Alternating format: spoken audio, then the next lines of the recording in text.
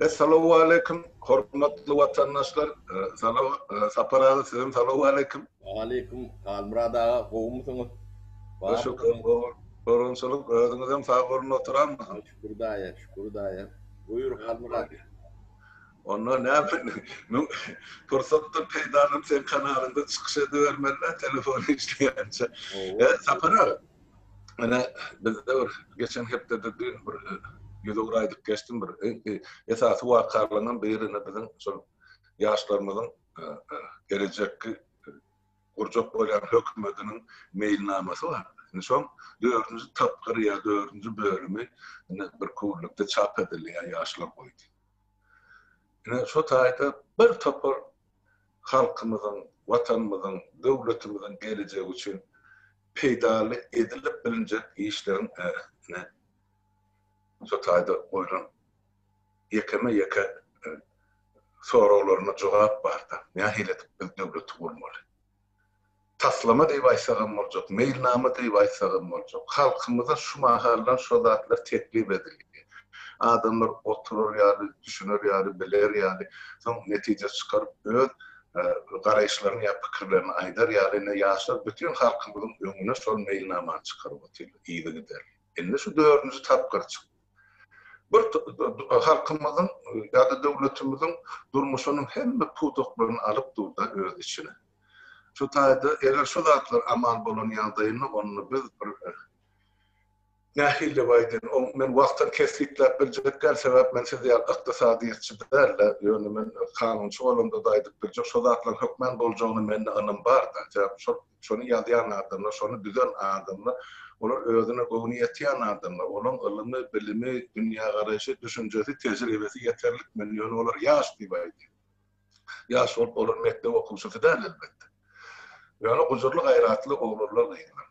Şoların etçip ya bolyan ine işlerinin mailnaması halkımıza iyileri derli hödürlenip tu. Men isleyen zadım saparağı. Sen şonu isleyen kim bu ya. Şunu halk okusun, öğrensin, bilsin. Ine geleceğimize tutar. Başta da teklif edecek adamlar, toparlar, belki yurdun içine varanlar, partiyalar, hareketler tapılar elbette. Yönü şu hukukun. Şu ýagdaýda ýurdumyzyň başynda şu zatlar biz edebiljek diýip orta çykarýan teklipler bar biziň ýaşlarymyz. Elbetde beýnansagam şu mümkin. Biz olaryň ne adyny aýdyp bilýär, ne ýygyny görkezip bilýär. Olam düşünip birzat, eger şonu etsek, inde şu biziň üstümize goýan hapany olar derle goýjak da hökümet bolan üstüne. Ýa ýygyny akalalar, ýa ýene bir zatlardyr. Tap adamlar elini işden sowatjak bolýar. Biz o zatları yettirmezlik üçün olar şunlar inkognito ya saklan yüzün görkezmän aňyrda gepmekdir. Nesipli gün badyr öz ornuny şolun her biri ýa-da bolar gene halkyň çykyşa mederler planlaryny matlaplaryny aýdyp bererler biziň halkyň. Şoň üçin diýjek bolýan zatym şunu hemmemiziň halk bolup üns bermegimiz gerek. Ýuwaşlyk bilen olar günlük öz işine de oturýar. Elbetde diktatura karşı görüşmek için şaram asman uçurmalar, plakada malmarlar, okaçada çıkmalar. Yani bu adamların ediyen işi bizim geleceğimizin fundamenti. Eğer katık etmeli olsa son gönüzlüğü. Ben son şeyle deyip düşünüyorum. Son için şuna biz adamlar hemmemiz girip okap düşünmemiz zarur. Düşünse adamlar gorlarım elbette. Ol bir. İkinci, siyasi ýagdaý hana dün ol takyrdap agzyna gelenini samrada orlaýanym şol prezident kürsüsinde kanuny ele oturan. Indi erti ýene-de bir hokka çykarýa, 27-nji sentýabrda Türkmenistanyň garaşdyrlyk bayramy diýip. Men geçen ýyl şol 27-nji oktýabrda şol birinji protest Stokholmda çykanda aýdyp berdim. Türkmenistanyň garaşdyrlyk güni tarihi waka 27-nji oktýabr. Borluğu tordu. 27-nji sentýabrda Türkmenistanda bolan hiç bir zat ýok. Adamlar akyn işine gitdi. Bilemek, başga näme bolup da Gurban Gulyň öz şahsy durmuşyny. Ýöne 27-nji sentýabrda ýurt, döwlet, halk bähbetlik hiç bir bolan syýasy waka ýok. Bu özünün kellesine gelen pikiri ya oynap tapan zady 27 sentyabr Türkmenistanyň garaşdyrlyk güni. bizim şol araşdırmalar eden adamlar ene bu tohum çıkarıp oturuyorlar. Şol mesela datasını yükledi. Ene bolyan datalar şol tapara. Onun yerine de ikimizin sohbetleşmemizden sonra mağazanın soran adamlar var. Yalan adamlar var. Şu taparadan düşünlü olsun diyen sapari, o aylanayan devletleri, doşuşyan adamları halkımıza behbitisi olsun devletimize deyip bana aydınlatlar var, onun ben size getiriyorum. Şu arada da sizden yanım biraz devamlı her gün bir 5-10 minut ya her yaklaşımı da aydıp verseniz adımda hoşal olacak.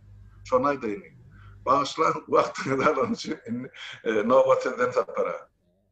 Deme, Halmurat bir 25. sentyabrda birinin fişeği ekılından olmağı mümkün. 27 sentyabrda değilsin. 27. sentyabrda. Evet, mümkün. O da onun canlılar bellemek ayıp demken yani. Yani on devlet bayram edip bellemek bulunakta. Deme, Halmurat bir haber vereyim. Hani? Yine de bir cemiyetçilik promosunu aptal registrasyon ettik. Dernek Ata Vatan Kızıl Alma deyip 5. gün emme dokumentlerini resmi ellerine alırlar. Kepedeni yan yani website'larını, zatlarını, promoçülük işlerini demedip başlarlar. Çok o var. İkinci derneğimiz, o ikinci cemiyetçilik dememiz birine dedi. Grup Türkiye'de bir filialini registrasyon ettik. Bu da Türkiye'de yürütü bir neme. Üçüncüden yolla. Şeydi ben grup olmayan derneklerini iyiliğine grup biliyaz. Şu demeye yetti. İndikayın ortalarına dağıtlarına konferansiyaları dağıtları oluyor. Şimdi bir ders nefivette Halmurat. Yengen ruhsat verse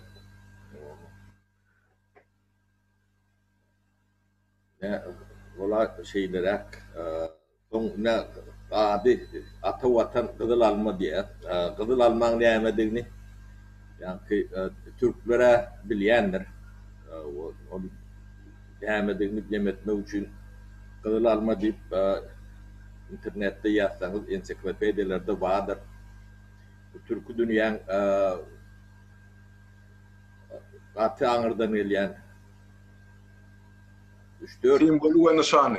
3-4 bin yıllık mitologisttir. Korkutata deme yapıtlarından hem ullur karıdır. Kızıl Alma. Ben diyemediğinde vurdum ver oturmayın sonunu. Bu arada yürütü gepleşe eder. Yani ulu üçlür mitologiyanın emretinde Kızıl Alma. Bunlar imperiyalar kuronlu emmetinde çok Kızıl Alma vardır hikayetinde. Şunları yalak bir Ağır'dan gelen neme şunu bakul emettiler bolya deydi. Şu romanı yaşlar görüttüler. Hayırlı uğurlu olsun. O düşünmesi olsun, fevri köp olsun. Yani halkımıza, devletimize bir neticeli kurama olsun. Atığı hoş haber taparağı Tanrı yapkazın, bu haberi yatırınız için. Öğrenşat yaşlar size de Tanrı yapkazın yedip oturan işleriniz için, gatır lokan işleri diyanı da tüverleme. Şeyde halkımıza beğenir durum. Sizin en esası yetişir işiniz şu. Halkı diyen teklifleriniz, halka açıp görkecek yolunuz. Şu kuramaların üstü bilen duru varı, sabırlı kul duru varı şart bolur diye Türkmen. Bizimki mene şeydi günbe günden adım öngöğüstek şunu yanlış var fikir ediyor. Doğru köp olsun. Açılayança tezini çıkarmadık. Olmadı tehkellerine de alak. Bizim deme dostluğumuz kendine. Diye. Doğru. Burada başlanıştaydı, buradaydı. Bizim yaşlarımız elektron devlet hükümeti kuracak diye kurban olur. Bizim ömürçülük var yani. Bizim hem idealimiz oğurlap, hani yaşlı neydiyen zatları 20. yılda eğitmeli, 25. yılda eğitmeli. Yine alıbım hani yaşlılar maslahatını, ya halk maslahatını o elektron görünüşte geçirip atıyor. Öyle önünden çıkanak köşkte, bunların her bir velayette, her bir şehirde. Yine elektron görünüşte meclisin işem gidip atıyor, hükümetin işem başardığından gidip atıyor. Bizim idealimiz oradayadı. O da bizim demek yaşlıların kurumasına çileyen olaymasın? Bilmem. Yok bir de olur ya ağına gerekler de para hataş etsin. Ne diyeyim orada? Yok. Yok ne bolyan zatlar şunu real hakikatten yaşlılar alıp barayan fiyatı doğru. Hakiki. Tayinler bolma nimetler diye onunla Kur'an ulan bolur diye. Demek bolur. O bulon kıyalantıktan demek oldu yaşlar bunun çını bilen geçirir. Ya, tuvalet mi? Berekeller yaşlar. Yedi otuydu. Ati ulukan iş. Belli bir kadar yok. Edilen işler. Yani on meyvesinin vakti yerlerine bütün halkımız, milletimiz, devletimiz görürüm, bilirim, yaşarım şunu real devlet. Nesip olsa. Hal Murat neme bu topor sorular var da. Şunun içinde ne şu sanak yaşlıya kök partilere karşı alak dipleme diyorlar sorulara soru var. Adamlar yok kök partilere karşı değil, o köz azatlığına da karşı değil. Yönü ne kadalı kanunlu edildi. Ne siyasi parti var da Türkmenistan'ın güç kanuna yok. Kabul edenler onun formalinde mi?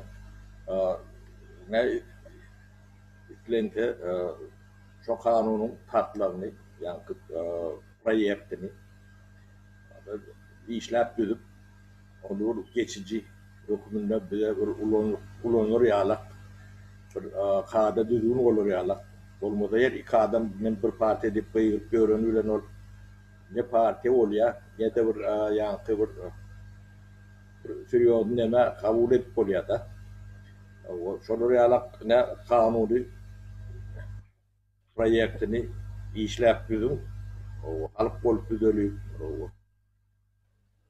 onun vaatlayın geçici nimetine kabul edelim. Köde rahatlığım şunlarla. Onur yankı tarafım olmalı. Hem cevapkarçılığı hem borcu iki tarafı demedilik kadalı düzgünlük olsa ne bu vaatları o parti edip kabul edilip bor olmasa bizim yemelerimiz bir adamdan ya iki adamdan ibaret. Men bir ipono o da bir adamlar önemlimişsin ne? Olur ya la ne sürüyor nerede? Ne olur ya la deme edilse 100 tane parti olsun. O hiç deme tarafında değil yönü o bir A kağıda A4 kağıda men plan idare edip yalanın bilen beyle bolyan neler abi bir yankıçılayanların kanunu düzgünlüğü tertibi cevapkarçılığı o kanunu bol kadar ben düşüneceğim şeylere ne soruları alak ve teklif veriyen. Tapara sözümüz böyle bağışlı şu Türkmenistan'da köp partilik barda taslamani yanlışmasam 2001-2002 yıllarda parahatlıklı filmden birlikte işledim. Şu 3 tane siyasi hareketin tavsırığı boyunca. 3 tane birleşmen tavsırığı. Şu tayda biz göz önüne tuttuk. Şu taslamada nahil olmalı partiyerin kuruluş. O partiye, bir velayetin partiyesi. ya bir şäherin partiyasi, ya bütün Türkmenistan'ı değişli partiya. Bular nädip haýlawlara girip bilir, nädip gatnaşyp bilir, nähil terde bilir, özlerini halka dünya ayan edip bilir. Hemmesi zaten üstüne oturup işledik. Bolmasa men parasada jaňadan täzeden galdyrylşyp taslamary ýaşly bilen üstüne oturup işleýär, orada hödür edeli. Son bir netije gelenmeden son halka hödürläýär, halk ondan goşşok aýrjak zady bar bolsa şu taslama goýarlar. Ine täze saýlanan parlamentden soň 3 aýym dowamında tasdiq eder, ine döwletde döräber partiýa. Ýöne şu taýda birçe aýtjak bolýanda partiýa bir şäheriňki ýa bir adamyňky ýa-da bir welaýatyňky bolmaly. Eger partiýa respublika derejesinde partiýa bolsa, bütün döwletiň, milletiň, bähwiniň gorajak partiýa bolsa, şu wekilleri ýa wekilçilik her bir welaýatda da bolmaly. Biz karar kabul. Adam sanına çeline açarak bolmaly, ya prosent sanına çel. Şol atlarım bardy. Täzeden galdyrır 3-4 günün içinde işläp hödürsegem bu meseleden tapara partiýa dönetmek. Ýöne şoňa howlugyp hakykatdan näselen aýdyşyň ýaly ýurdun daşyna 2 adam bir partiýa, 3 adam bir partiýa. Hani sizin bir konferensiýanyň bolmazmy? Adamlaryň ady bolmazmy? Özleri ýüzleri görünmezmi? Partiýa bolsa hem näçe patpolny işläp berendädir. Bolşevikler halk skotranar. Şonçy näşular ýaltalyp hemmekse şu sany bize maňa da değişlik şu. Hemmemiz şu kanuny boyun bolaýmaly. O ýazylar taslamany hödürläýär halky gatu dowra etdi. Bu arada problem ýok hiç. Onun bir söze zatlı bu arada da onun kada kanuni bolmaly.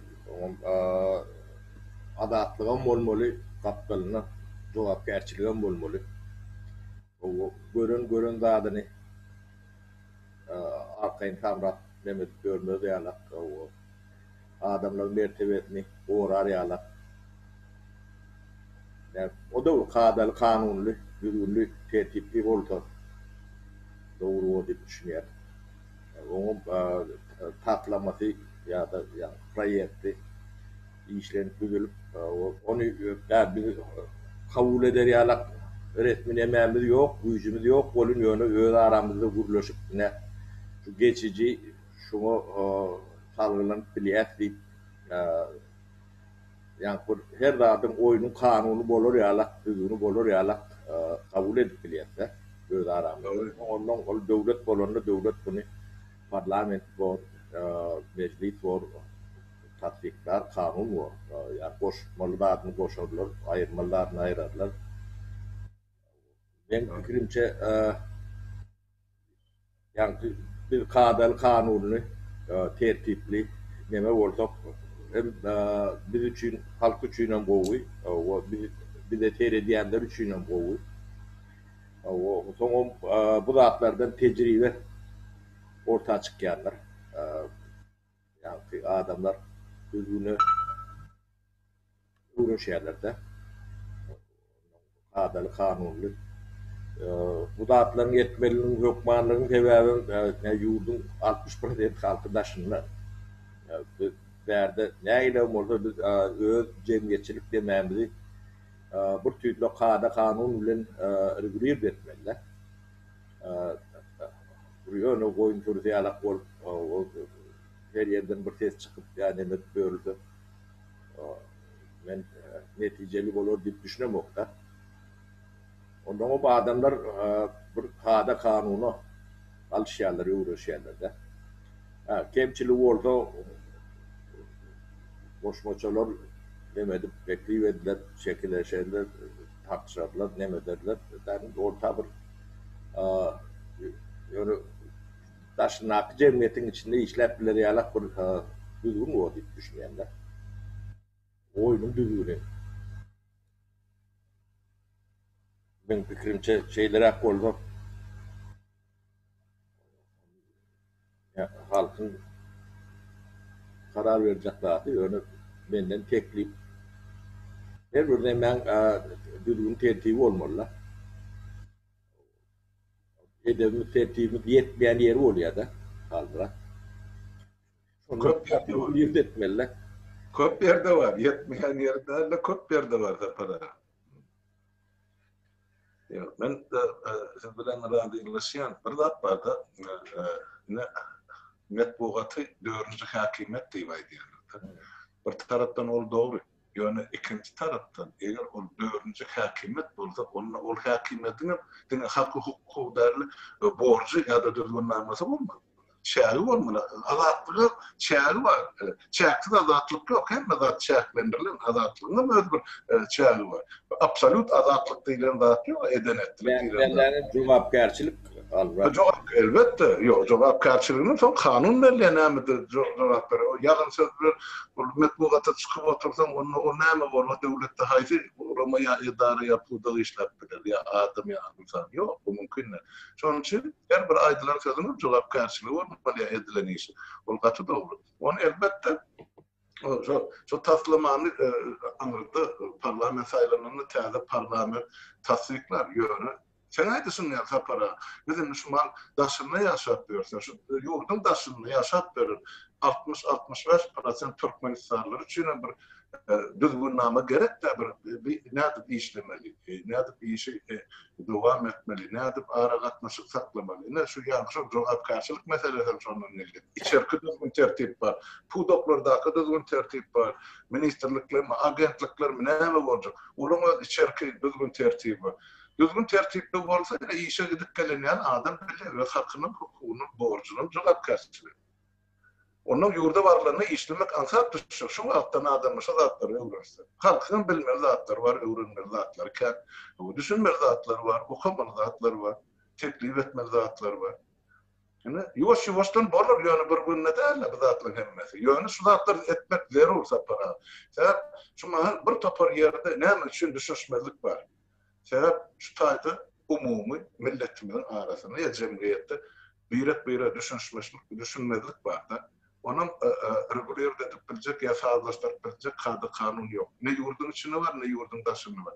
Onun gün güçlüğün hukuku deyişti. Kim ömürtü beylekin üstüne bir vedere hapa döktü, yine şonku doğru mu kadıyladı. Ama kanunu edilen adam yok. Yine bir yıl beri kimi de edip geliyor, Türkmenistan'ın içinden edilen oğurluklar, dışında kızatlar, bolyan zatlar. Şu meselelerin kanunu noktayı nazardan alıp, ortalık maslahatlaşan halk yoktur bizde. Onun yine de yani büyüne bağlap geçtik profesyonel asosiyatsiyalar yani birlikler görünmeli ol devlet kuruluşu değil cemiyetçilik kuruluşu yani profesyonel cemiyetçilik kuruluşu bizim çok pudoklar boyunca meslek boyunca yani profesya boyunca yani kuruluş bulan architektörler ya da muallimler demedi ya da medisina işgärlerini demedi. Juristlankı. Onun hukuk, adalet demedinin şolary birligi. Advokatlar demeler emmejen şu bir yer kirýärde. Onun ýanky hanlar çypçy demedi. Şolary işi onun içinde de başka yani pudokları da bölünüp bilinir. Şolary asosiyatsiyalar döwletler cemiyetçilik kurumlar da bular. Şolary demeli ya şu kağıdı dernekin demedinde yaşlı teklif edýärde. Ben fikrimçe doğru hem o omkan yani. Daşına da işleşip görün adam ken. Üvetlerin nemeti var. Onun devlet demetinde ya birek kömök edip bilýärler. O birek nemetine derdine yarap bilýärler. O adamlar tanışýar, görüşýär, bilişýär, o pikir alışýar. O akıl, o bilgi, täze nemeler, teknologiýalar. O arada şu realak nemeler ýaşlan teklifi var şeyle. Halrat benemine halka yetirýän o makullar zatlar ýoş edilmeli düşünýänler. Çok mal edilmez sapara. Sebep gerektir. Biz bir cemiyet demeli bir amorf bir zat, bir umum bir zat bolýarsa, cemiyetin börekden, pudokdan, o toparlardan ibarat bolup durda. Mesela maýdaly näme üçin daýharlaryň öz birleşmesi bolmaly, ýa beýlik işçilerin ýa beýlik o da professional profsoýuz birleşmesi bar da Sowet Soýuzy döwründe. Olaryň birin hakykyny gorap bilýärler, gerek bolanly. Ýöne şu zatlary SSR ýyklanyň soň Niyaz Targat hiç bir uruma koymadı da özüne değiştirdiğinden başladı. Şonun için şu zatlar dikeltmeli, şu formada, asosiasiya formasında elbette. Gerek varsa profesyonel formada da. Profesyonel değil, Halmurat, bu yankı mesler, profesyonel neme, nerede meslerin nemesi diye de. Düşündüm ben, diyecek bolyan zaten, orada şol kardeşlerin birleşmesi bolýarda, umum derli. Yani pudokların birleşmede bolup bilen. Ne için yok? Pudok olup, hem pudoklar bir neme etmek yok var der, yani üç gidiyen nemeleri oluyor da. Yani adaletın içinde hem giriyor. Bu advokatura hem ya da ne injiner, arkitektur nemeler nemesi. Ya doktorluğum. Şeylere koltuğu benim fikrimce gowum kan diyen kaldıra. Edip örgütlerini vermeli. Yani demokratiya örgütlenmekten geçendir. Örgüt demokratiyanın demeleridir şu. Yani kökleridir. Şu cemiyetçilik kurumlardan başlayan. Örgüt olmalı, örgüt. Örgüt demek yani birleşmek adamlar birleşmeliler. Demokratiyan şeylik başlamalı. Birden yani ukat çıkarıp demokrat bolýan neler? Bunu şey içinde kahvenin içine kulak girmeli. O yağcağını, oduncağını yakıp ondan çok içinde kaynat pişip şeylik bolýardy bu datlar. Özüne bolýanlar da başlanıcı şeylere başlanýardy. Sonra ne fikir alışlığım var, fikir verişliğim var, çekeleşiğim var, o düşünce nemeliğim var. Bu datlar şeylik gitmeli. Yani demokratiya, dipkayıran ulan o demokratiya bolýanlardır. O aşağında da in olbanlar demek bolmalı. Yani cemiyetçilik kurumları olmalı. Şeylere kal Murat, ne? Atı belki şu aydiyan dağıtlımı cemiyette durmuştu, onun tapıp halkımıza, devletimize, vatanımıza peydalı var, hizmet etsin. Başka hem değil. Ellen ne dersin orada? Näme kömek edip bilýän bolsak, näme yardım edip bilýän bolsak, ýaşlymyzyň tekliplerini, bunu her birimizin etmek farzymyz var, borcumuz var. Gelecek şolara degişli. Gelecek ýaşlank. Bolýa Halmurat onu ştaýda oturaýaly demeli. O şu gyýsgarap guruluşdyk. Yamanam der bir tarapdan. Otur diýmesen oturmam bilen men terede oturýar. Ýoklar. Doğru. Mesela para sahibi olun, hoş haberleriniz için o yaşlar, o düşünmesi olsun, o halkımıza, devletimize hayırlısı olsun. Ve bunu köp olsun şu kadar bu. İnşallah. Maksatlarımıza yeterli. Sağ oturma vatandaşlar sağlıklı.